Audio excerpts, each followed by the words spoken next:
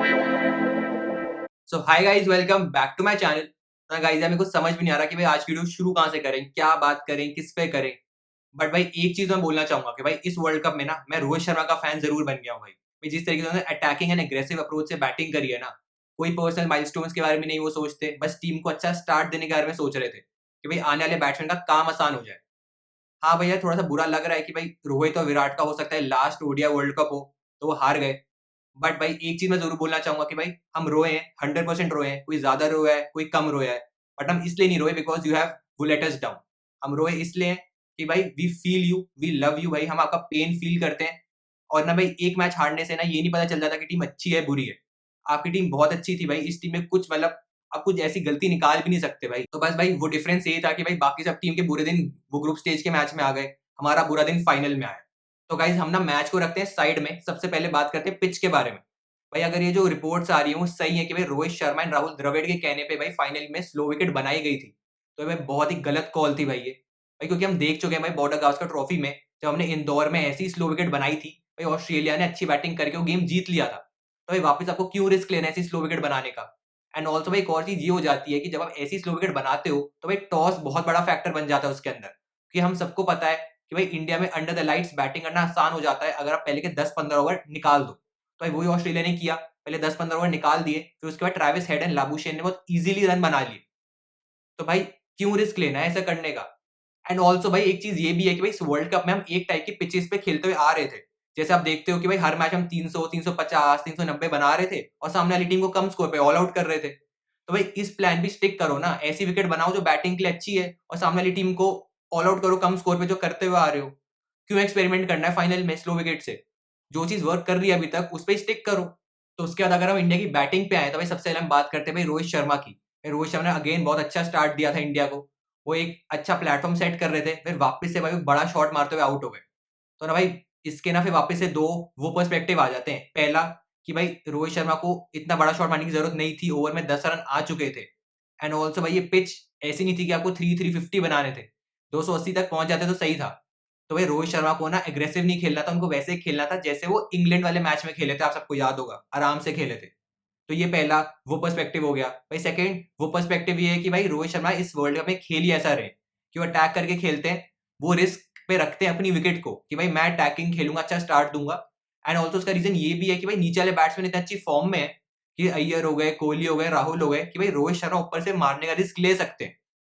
तो भाई ये दो वो पर्सपेक्टिव है, अब आप चूज कर लो आप कौन से उसमें हो भाई। मैं तो पर्सनली बताऊं, मैं तो चूज नहीं वो कर सकता भाई। वो कभी लगता है ये सही है, कभी लगता है वो सही है, मेरे को तो समझ नहीं आ रहा। तो भाई अगर रोहित के बाद किसी को एक्चुअली में विकेट समझ आई थी ना तो वो विराट कोहली थे। और वो अच्छा भी खेल रहे थे, उन्होंने 54 बनाए थे 63 बॉल्स में। वो अच्छा स्ट्राइक रेट से खेल रहे थे एंड इजीली स्ट्राइक रोटेट भी कर पा रहे थे। बट भाई फिर ना पैट कमिंस ने उनको बाउंसर मारी जिसपे भाई उनका इनसाइड एज लगता है और वो बोल्ड हो जाते हैं। तो आप बोल सकते हो थोड़े से वो अनलकी रहे जिस तरीके से आउट हुए। एंड ये भी है कि भाई पैट कमिंस की ना करियर की सबसे बड़ी विकेट होगी। एंड भाई वो प्रूफ भी होता है क्योंकि भाई विराट कोहली की विकेट ही वो डिफरेंस बनी थी भाई इंडिया के 240 बनाने में, और कहाँ इंडिया 280 290 बना सकता था। अरे भाई मैं गारंटी लेता हूँ अगर विराट कोहली टिके रहते ना तो इंडिया इजीली 280 290 बना लेता, क्योंकि भाई विराट कोहली का ना वो एंकर रोल करना आता है। वो मतलब बोल सकते हो उनकी एक्सपर्टीज है एक तरीके से, उनको ना पता है कि भाई कैसे स्ट्राइक रोटेट करनी है, कैसे वो मिडिल ओवर्स में प्रेशर अपने पे नहीं आने देना है और एंड में अटैक करना है। क्योंकि अगर आप देखो भाई दूसरे एंड पे जो केएल राहुल खेल रहे थे, वो कुछ ज्यादा ही स्लो खेल रहे थे मेरे हिसाब से। भाई मैं ये नहीं कह रहा हूँ गलत खेले, मतलब पिच की नीड थी कि भाई आप स्लो खेलो, मुश्किल थी विकेट, बट इतना भी स्लो नहीं खेलना था भाई मेरे हिसाब से। भाई जब Virat Kohli easily strike rotate कर पा रहे हैं तो आप भी स्ट्राइक रोटेट करने का देखो ना। मैं नहीं कह रहा कि आप छक्के चौके मारो, सिंगल डबल तो लो।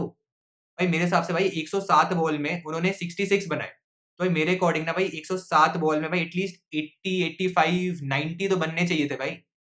कुछ ज्यादा ही स्लो खेल गए भाई वो, मेरे को लगता है। तो भाई वही जैसा मैंने पहले बोला भाई एंकर रोल ना विराट कोहली से अच्छा कोई नहीं खेल सकता।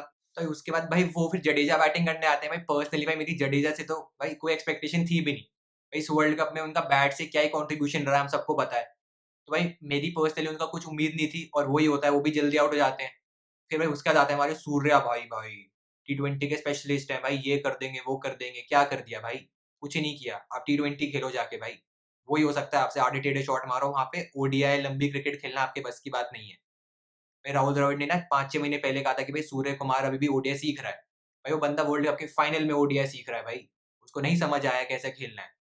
भाई मेरे को ये पहले एक चीज बताओ कि भाई जब आपके 6-7 विकेट जा चुकी हैं, आपके साथ शामी खेल रहा है, कुलदीप यादव है, तो क्यों सिंगल लेग स्ट्राइक उनको दे रहे हो पहले दूसरी बॉल पे? खुद खेल लो ना भाई, इतनी समझ तो रखो, उनको नहीं आती बैटिंग भाई। भाई शामी बस आड़े टेढ़े शॉट मारते हैं छक्के, उसको बैटिंग करना नहीं कहते। आप खुद स्ट्राइक रखो भाई, खुद बैट्समैन हो, खुद खेलो ना। भाई अमूल था test of India, Surya Kumar है वेस्ट ऑफ इंडिया भाई, क्या कर रहे हो यार? फिर उसके बाद भाई जब एंड में खुद की मारने की बारी आई, तो आड़े टेढ़े शॉट मार रहे हो। भाई यहाँ पे सीधा खेलना मुश्किल हो रहा है, आपको भाई पीछे मारना है। भाई पीछे चौका मारने का छक्का मिलता है क्या? सीधा खेल लो ना यार, पता नहीं क्या है यार। तो फिर उसके बाद अगर इंडिया की बॉलिंग पे आए ना, तो भाई हमने स्टार्ट बहुत अच्छा किया था। अब जिस तरीके से भाई शामी ने स्टार्टिंग में वार्नर को निकाल दिया, फिर भाई वो बुमराह ने मार्श को, स्मिथ को भी आउट कर दिया था। तो we were totally in game, वो 47 फॉर 3 हो गए थे। तो भाई उसके बाद ना एक ही चीज करनी थी हमको, कंटिन्यूअसली विकेट लेते रहनी थी। क्योंकि भाई देखो, स्कोर बोर्ड का प्रेशर तो ऑस्ट्रेलिया पे नहीं था भाई, जैसा सेमीफाइनल में न्यूजीलैंड पे था कि भाई वो खुद मारने जाएंगे और आउट हो जाएंगे। ऐसा नहीं होने वाला था, हमको खुद ही अच्छी बॉलिंग करके उनको आउट करना था। बट भाई फिर ऐसा होता नहीं है भाई, हेड और लाबुशेन भाई दोनों ही मैच को हमसे दूर ले जाते हैं बिल्कुल। और भाई वही चीज होती है जो स्टार्टिंग मैंने ही बताया था, जब मैं पिच के बारे में बात कर रहा था तो मैंने बोला था कि भाई अंडर द लाइट्स बैटिंग आसान हो जाएगी। और वही चीज हुई, अंडर द लाइट बैटिंग आसान हुई, पहले 15 ओवर मुश्किल हुई, उन्होंने निकाल लिया।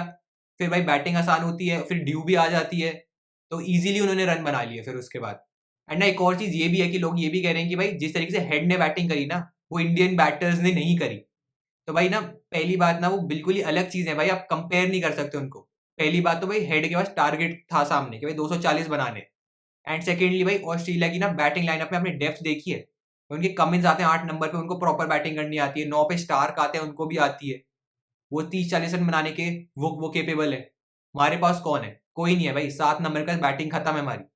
तो भाई जब भी इंडिया की 2-3 विकेट स्टार्टिंग में निकलेंगी, इंडिया प्रेशर में आएगा, और आप ना दिमाग में आ जाता है बैट्समैन की कि भाई मैं आउट हो गया तो मेरे बाद कौन है? कोई नहीं है भाई, जडेजा फॉर्म में नहीं है, सूर्य कुमार यादव फॉर्म में नहीं है जो 6 और 7 पे खेलते हैं।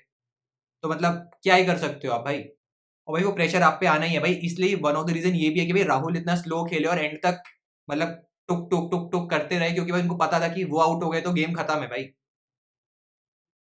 तो फिर अगर भाई एंड में अगर वो बात करें ना कि भाई इंडिया क्या इंप्रूव कर सकता है, तो भाई एज सच कुछ इंप्रूव करने का है नहीं। बस एक चीज अगर बोलो तो ये हो सकता है कि भाई जो ऑस्ट्रेलिया का है ना, कि उनके 9-10 नंबर में भी बैट्समैन है, तो वही चीज इंडिया इंप्रूव कर सकता है कि भाई आप अपने बॉलर्स को थोड़ी बैटिंग सिखाओ, कि भाई वो 15-20-30 रन बना बना पाए on a regular basis. And also vice versa कि आपके बैट्समैन ही बॉलिंग डाल पाए। अगर ऑस्ट्रेलिया का एग्जांपल ले तो भाई ट्रेविस हेड है, मैक्सवेल है, मिचेल मार्श हो गए, सबको बॉलिंग करनी आती है भाई। हमारे में कोई नहीं ऑप्शन। ऑस्ट्रेलिया वालों ने सिराज को टेक ऑन करेंगे तो हमारे पास कोई ऑप्शन ही नहीं है दूसरा। मतलब वो किसी बॉलर को टेक ऑन कर ले भाई ऑस्ट्रेलिया वाले, तो हमारे पास ऑप्शन ही नहीं है दूसरी। तो बस गाइज आज की वीडियो के लिए इतना ही था। अगर आपको पसंद आई होगी तो आप लाइक करना एंड सब्सक्राइब भी करना मेरे चैनल को, और इन फ्यूचर में ऐसी इंटरेस्टिंग वीडियोस डालता रहूँ।